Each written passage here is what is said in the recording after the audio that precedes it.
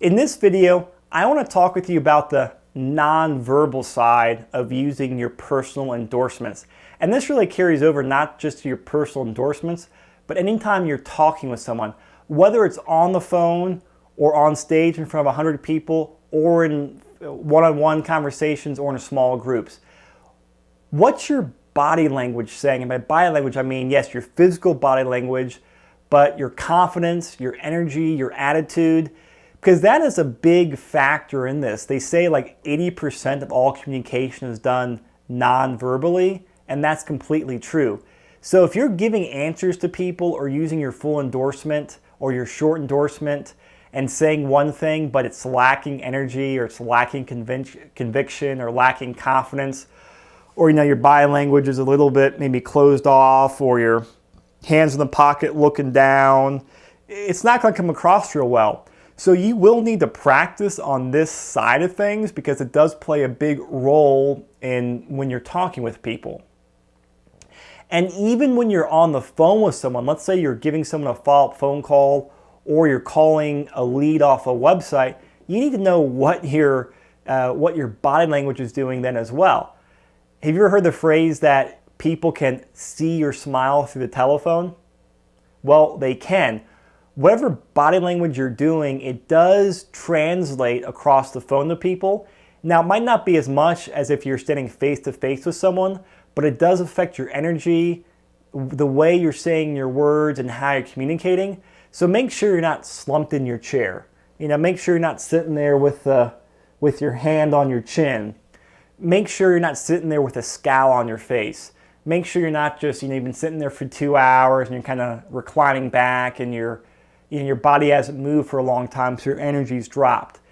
Be aware of these things because they do happen.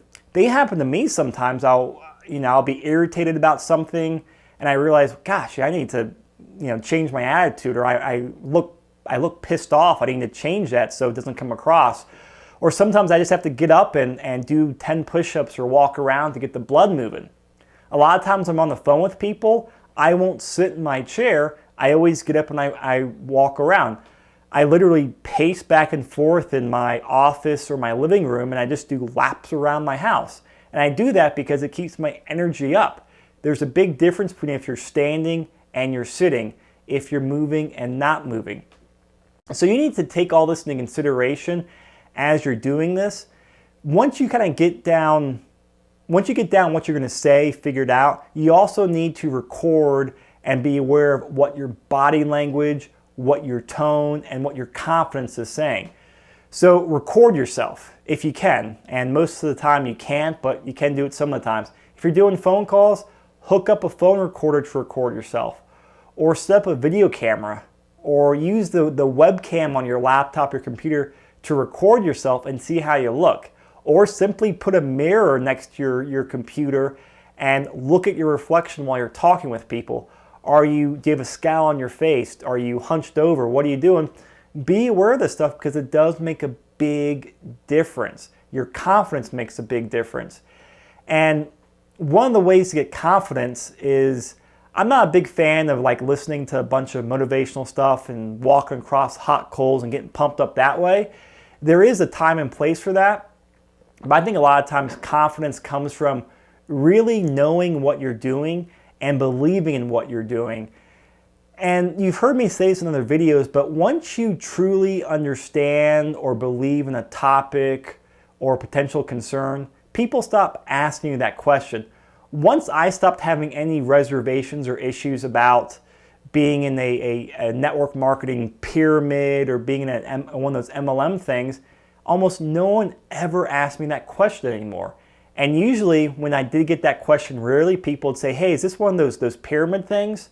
They actually meant that in a positive way. And when I told them it was network marketing, they said, oh, good, I like those things. I want to do something like that again. And they said pyramids, not in a derogatory way, but because that's what they wanted. So when you speak upon these concepts, when you're talking about your business in the big picture and these conceptual ways, make sure you do believe in what you're working towards. Make sure you know the facts behind it if you need to. If you're talking about residual income, go through and compare, what $20,000 a year in residual income is worth the money sitting in a savings bond or a treasury bond or a bank account. When you do the math, it's pretty powerful, and that will build up your confidence.